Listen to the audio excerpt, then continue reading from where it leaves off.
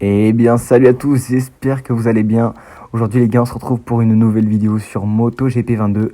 Tout simplement pour continuer le concept qu'on avait commencé avec Marco Bezzecchi au Mans, le défi replay.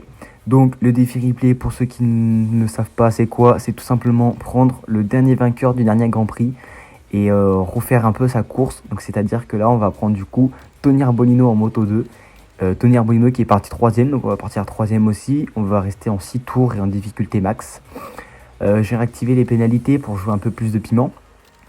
Et voilà, le dernier épisode c'était avec Marco Bezzecchi du coup au Mans. Donc si vous l'avez pas vu, je vous invite à aller le voir. C'était une course vraiment pas mal. Une petite bataille avec Bagnaia, c'était super sympa. Pas mal de rebondissements, des chutes, etc. Donc c'était cool. Voilà, toujours la même température de piste, ça change pas. Hein, le jeu qui est relativement pareil. Après j'ai laissé la météo en dégagé, donc c'est peut-être pour ça. Je vous passe vite fait les trucs de grille parce que c'est pas super intéressant. Hein. Je mets toujours un pneu soft à l'avant, je change pas vraiment. Les disques, on reste avec les trucs les plus gros. Et on va prendre le départ. Donc avec Celestino Vietti en pole position et Aaron Canet deuxième. Pedro Acosta qui part 7ème. Et nous, on va partir du coup à la 3ème position. Attention au départ. Et c'est parti. Un excellent départ pour nous. On s'extirpe très bien de cette grille. On a fait un très bon départ. On vire directement en tête au premier virage. Et Vietti qui a pris le dessus sur Canet. On a déjà directement un petit peu d'avance. Et la chute de Boben Schneider derrière. Énorme chute de Boben Schneider. Alors que nous, on sera totalement et on coupe la chicane. Il y a beaucoup de chutes derrière. Hein. Je sais pas qui c'est, mais on coupe totalement la chicane, c'est pas ouf. Forcément, on a dû prendre un avertissement. On a gagné un peu de temps grâce à ça. C'est pas très legit, mais de toute façon, je pense pas que ça va durer. Ça fait très longtemps que je n'ai pas fait de Moto 2, faire que je me réhabitue. Ça fait très bizarre de retourner en Moto 2. Le freinage est tellement différent du MotoGP, on peut se permettre beaucoup plus de choses. Ça fait bizarre. On a déjà une seconde d'avance sur Celestino Vietti. Si la course est pliée déjà, si la course est déjà pliée les gars, je peux vous dire que ça aura été vite fait. Bon ben on va essayer d'augmenter cette avance et surtout de la conserver, mais ça n'a pas l'air trop gagné. Puis surtout que regardez comment on se fait bouffer en ligne droite dès que je mets le power 2, je perds 4 dixièmes. Ce jeu qui est buggé sur ça en moto 2, c'est vraiment dommage. Il y a pas mal, pas mal de chutes derrière là. 3 pilotes qui partent à la chute. On verra pas le replay malheureusement, mais pas mal de chutes derrière et je pense qu'il y en a encore d'autres. Ça a l'air d'être chaotique. C'est dommage qu'on n'ait pas le replay. Oui, donc je disais, sur ce jeu en Moto 2, c'est totalement buggé au niveau des powers. C'est très dommage.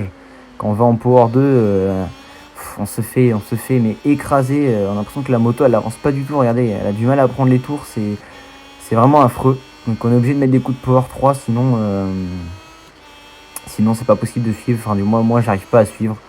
Donc voilà, une petite bataille derrière entre Canet et Vietti. Canet qui vient de passer à la 2ème position et on se rate encore à la chicane d'un mais c'est pas possible. Bon, cette fois-là, on va les laisser repasser. Hein.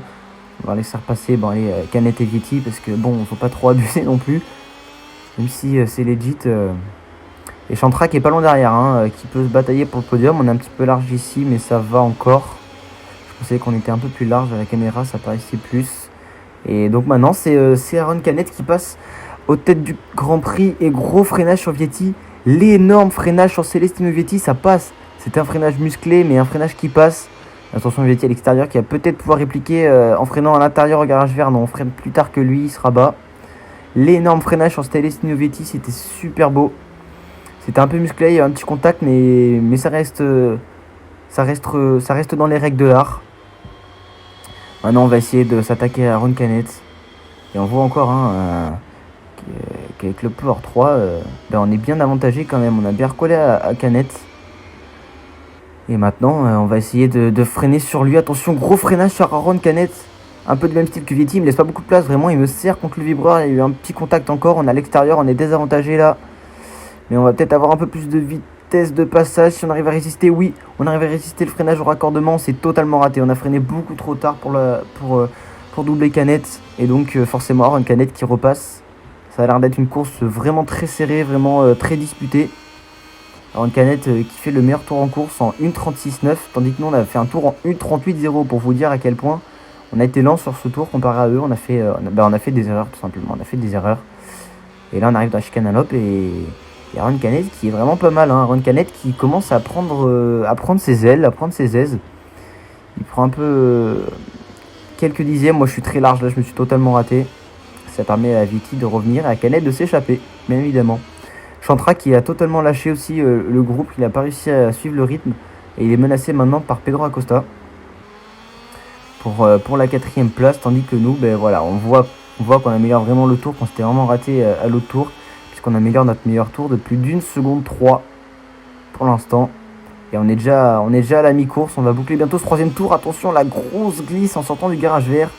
L'énorme glisse. Et regardez la différence Power 2, Power 3. Parce que, en fait, l'IA est en Power 3 constamment. Et l'énorme freinage sur Vietti. Est-ce qu'on va arriver à tourner? On arrive à tourner, c'est un peu limite. Non, on n'arrive pas à tourner du tout, en fait. Voilà, on se prend un track limite, c'est normal. On a coupé encore. C'est pas ouf, on coupe encore. Mais Vietti qui est vraiment pas loin. On n'a pas gagné de temps. En fait, on n'a pas vraiment gagné de temps. Et l'énorme freinage sur Vietti, on lui a encore refait un énorme freinage. Et ça glisse beaucoup de l'arrière sur cette Moto 2. Ça glisse énormément. Il va falloir faire attention à ne pas partir en high side. Ce serait vraiment idiot. On sort dans le vert. À mon avis, ça va faire un 2e avertissement, tout ça. Et Canet qui en profite. Voilà, un 2e avertissement. Et Canet qui en profite, lui, pour s'échapper. On a amélioré notre meilleur tour d'1 seconde 4 quand même. C'est pas négligeable.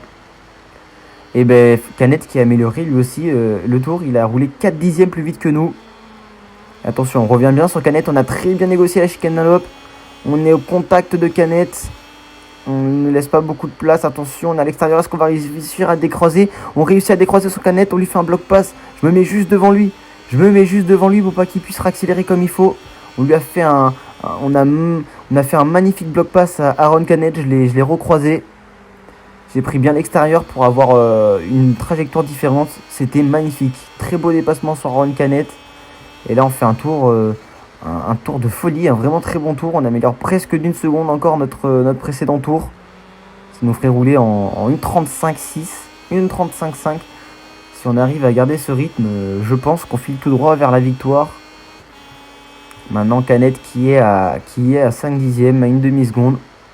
On a fait un très beau tour, un excellent dépassement sur Aaron Canet, c'était vraiment magnifique. Et attention là, encore 1 seconde 3 d'avance.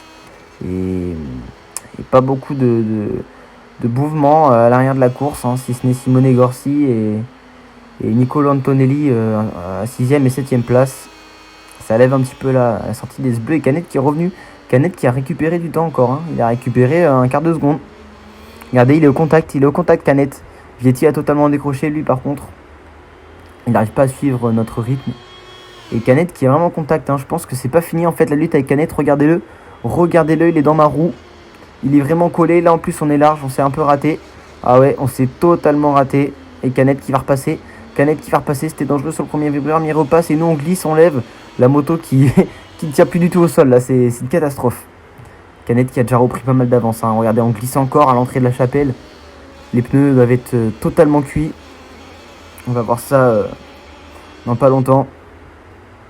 Et Canet, voilà, qui reprend de l'avance. Va falloir forcer les freinages. Va falloir pousser un max pour espérer recoller à Canet et gagner la course. Je ne lui laisserai pas gagner la course, ça c'est hors de question.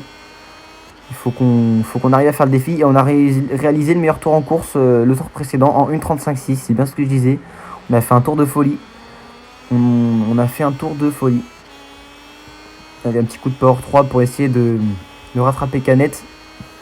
En revanche, ce tour-là, avec notre erreur, forcément, on a perdu beaucoup de temps. Et c'est pas sur le tour qu'on va améliorer. On a encore coupé la chute de Celestino Vietti derrière. La chute de Vietti et Pedro Acosta qui est passé sur Somket Chantra. La désillusion pour Vietti qui pouvait faire un podium ici au Mans. Mais ce ne sera pas pour lui, ce ne sera pas aujourd'hui. Maintenant, ça va se jouer entre Chantra et Acosta pour le podium, pour la 3e place. Et ça a l'air plutôt mieux pour Acosta. Acosta qui a doublé Chantra et qui est en bonne forme, hein, puisqu'il n'est pas trop loin de nous. Allez, on rentre dans le dernier tour. Aaron Canet qui est à presque 8 dixièmes devant nous. Va falloir se réveiller là si on veut gagner la course. Un énorme freinage là. Oh là là là là, la moto qui glisse. Et Canet qui s'est raté. Ça nous permet de le recoller. Attention, on lève un petit peu à la sortie de la chicane Dunlop. Il s'est raté. Ça nous a permis de récupérer 3 dixièmes sur Aaron Canet. Et le gros freinage ici à la chapelle. On est presque dans sa roue. On le recolle.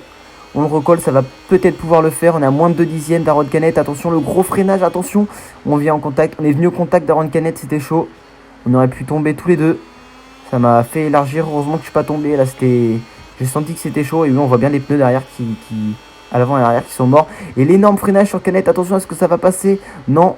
On se ravise, on reste derrière. C'était chaud là aussi. Si je tentais, on risquait de tomber tous les deux. J'ai pas voulu tenter le diable. On va revoir ça en replay. Hein.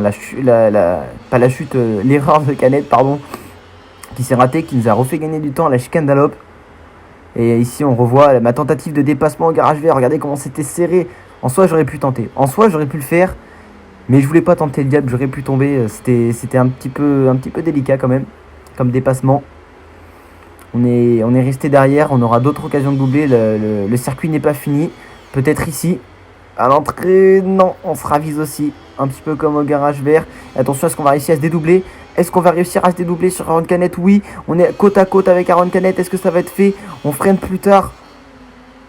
OS bleu, attention, il est à l'intérieur, il va pouvoir repasser, il est mieux placé. Mais ici, c'est nous qui sommes mieux placés à l'intérieur. Peut-être qu'il va avoir plus de vitesse à la sortie. Je le bloque. J'essaie d'élargir ma trajectoire pour pas qu'il puisse passer. Attention, raccordement, et ça va passer. Cette victoire pour nous au Mans, c'était extrêmement serré. Ça lève un peu en sortie du raccordement. C'était extrêmement serré avec Aaron Canet. Regardez, on a seulement 150 millièmes qui nous séparent.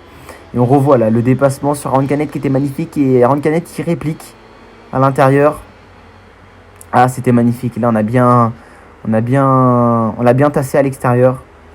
Sur ce, voilà, j'espère que cette vidéo vous aura plu. Que ce deuxième épisode du défi replay vous aura plu, le premier en Moto 2. Si ça vous a plu, n'hésitez pas à vous abonner, à liker et à activer la petite cloche de notification pour être au courant de toutes les prochaines vidéos qui vont sortir. Donc voilà, sur ce, je vous dis ciao les gars.